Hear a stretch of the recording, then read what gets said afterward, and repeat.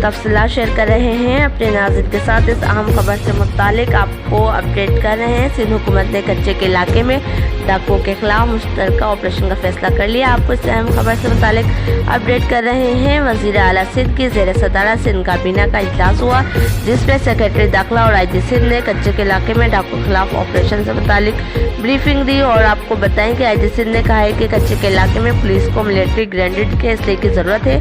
इस इसलिए की खरीदारी के लिए 2.7 अरब रुपए की ज़रूरत है। ताहम इस हवाले से वजारत दाखिला से भी NOC ली जाएगी। आपको बताएं कि सिंध काबीना ने पुलिस के लिए फंड्स मंजूर करके इसलाह खरीदने की मंजूरी दे दी है। सिंध काबीना ने कच्चे के इलाके में डाकुओं के खिलाफ मुश्तरका ऑपरेशन का फैसला किया, जिसमें सिंध, पंजाब और बलोचिस्तान की पुलिस, रेंजर्स और फौज भी इसमें हिस्सा लेंगी।